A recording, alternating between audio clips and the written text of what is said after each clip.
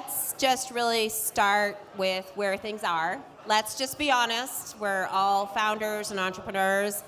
Okay, how bad is it right now? And where are you seeing some of the biggest layoffs? And let's start with you, Jason. I mean, it's pretty bad right now. If you look across the landscape, you're seeing virtually everyone laying off, whether it's a large tech company or a small tech company. So we've all seen Meta, we've seen Facebook, we've seen Twitter, we've seen Cameo. I mean, any company that really overhired and overcommitted during the pandemic and brought in too much headcount, they're going down. So it's a pretty broad slice of companies. And we're seeing a lot of crypto companies get hit that, frankly, should have been, better managed, better run, and they're laying off. So it's difficult. Let me just follow up on that, specifically talking about DEI and recruiting. Where are you seeing, what's happening to DEI departments versus recruiting right now? Well, I think one of the things that you have to take into account is the fact that I think most companies are keeping their DEI initiative and they're keeping their DEI leaders. Where you're seeing things going awry is the fact that recruiting is getting cut. Recruiting is getting hit hard. And so when you have less recruiters and less jobs, you are not going to get the kind of diversity hiring that you would get organically. So when that happens, you have to make sure that you focus on that. And if you don't focus on that and have a program that your C-suite is committed to, your goals are going to erode, and that's super important. Yeah. That the leader may be there, and the leader may be giving information and saying this is what we need to do for the program.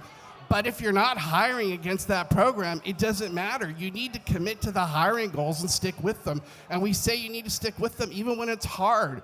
When things are hard, you need to double down in the hard times and do even better, because that's when you show your commitment. Jason, I was asking you about these companies that just are like, oh, I'm going to cut all DEI initiatives. And it's interesting what you said in terms of how you've approached them. You're not like, I'm gonna work with you on that. I'll let you say it, but. No, I mean, you said something about first in. What did you say? You said first in. Last in, first to go. Yeah, last in, first to go. And I so hate that. I will never work with a company that has that methodology, because you need to be looking at what is critical in your organization. So we never do that. We'll never work with a company that won't take that analysis and say, diversity and inclusion is so important. We're not cutting that. That is sacrosanct, and we're putting that to a side, and we're not doing that. I mean, there are other things, that potentially will get cut in a company, and that happens. Marketing. Marketing is always one of the first to go when there's, a downturn. That sort of is a rudimentary playbook that a lot of companies follow. But if they're not going to put those things that are important in terms of, psychological safety, ensuring diversity, making sure that there's good benefits for all employees, making sure that the remote hybrid world that they're putting together really works, making sure that we're not working for a company that says you need to be in 5 days a week. This is one of the reasons why I started my own business, because I can talk more directly to companies and I can tell them what's the right thing to do. This is the right thing to do. What you're doing is the wrong thing. And I'll tell them that. And so for us, it's super important to be able to speak frankly and to be able to speak the truth to CEOs and the board about what they need to do. And that's what we do every day. One thing that you brought up when we were speaking before the panel that I thought quite a bit about is I feel like I can second guess myself. I'll be like, well, they're not committed to encouraging women, or maybe I should rethink this. And it's interesting to me because you're like, walk away. If you're not getting the DEI support you need, in this company, just walk away, which I thought was interesting. I don't know how many of us in this room would second guess, just well, it's a deal, it's an investment, it's a job. And I just thought that was really intriguing, if you could speak more to that. Well, I think one of the things that you all have to realize is that you bring a value to the organization. You bring a value to whatever you're doing, and your value is super important. Don't undersell your value ever. So if you have information, if you have experience, if you have wisdom, you're going to tell everybody that this is my value, and you're going to want to have that value appreciated. We will not work with companies that don't appreciate our value, what we bring to the table. And that's the same as all of you as you manage your brand. Manage your value and make sure that is appreciated by whoever you're working with. It's critical. Okay, thank you. Jason, did you want to add something? Just kind of what your clients are seeing right now as things just, the world is shifting very quickly, specifically for this audience. Well, what I think is really important and what we tell our clients who are even entertaining that idea of let's just stop with our initiatives, our diversity and inclusion initiatives, my response to them is then you're liars, then you're lying. So why would we do all of this and lie to our employees? So is that the legacy that you want to put out to your investors and to your employers and to prospective employees and to everyone else that's within your organization? So when we frame that whatever they've done has been disingenuous, unless they continue to move it forward, that resonates. And we talk that openly and are that blunt with them because that's what they need to hear for anybody that considers stopping what they've put in place. So if you want to be truthful and do the right thing and be upright, you keep pushing forward. Okay, great. Thank you. My name is Teresa Chambers. My company is 10th Muse Enterprises, and I do publishing and marketing strategy. But I'm here because I'm launching an app called the Coach Chambers. Check in with me to find out more. The question I have is related to the current environment in workplace and the culture overall.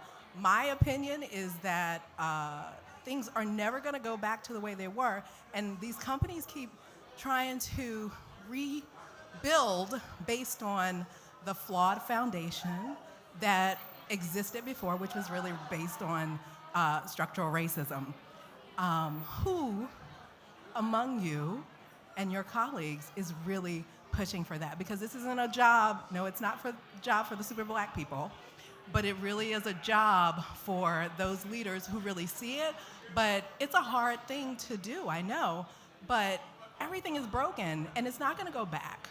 Well, even with the cutbacks, I think one of the things that we really tell people is, look, I mean, there's a generational gap that you have when you're trying to keep the genie in the bottle with the way that you've done things before. It doesn't work anymore, and people don't want to work that way. They don't want to be in the office 5 days a week.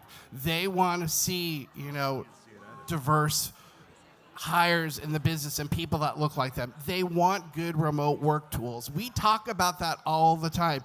And the problem is that we have some leaders that are generational issues. And then the other issue is sometimes, and I hate to say this, it's the finance people who drive this. We've got to penetrate through the finance folks that you enjoy seeing people doing the clickety-clack of the keyboard in the office. You're the only one that's enjoying that. Everybody else wants a different environment. And so that's what we tell them. And so, we push on that really hard. But I think anybody who is working hard in trying to define the new world of work is pushing against this, and I totally agree with you. We as HR professionals need to continue to push hard for this and to make sure they change. Thank you.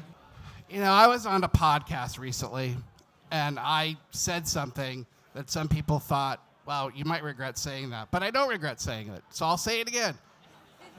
There are companies, and some companies lie, and they do not say what the truth is. And unfortunately, the companies that pay lip service to these things, they lie. And so we have to hold folks accountable. So I hear what you're saying. It's like, oh yeah, we want to do the right thing, but we also really want to make sure that our stock goes up and that we have a great bonus. And sometimes those things don't go, hand in hand. And you have to be willing to sometimes make some trade-offs to do the right thing. And then the other thing is we can't be surprised sometimes when companies lie. And I'm not saying that every company does that, but we have to expect that there's not truthfulness every time we talk to somebody. So we need to hold the people that are in management, that are on the board, accountable for those actions, and really make sure that their words follow their actions. And that's what we do, and that's what we try to tell people to do. I said the same thing.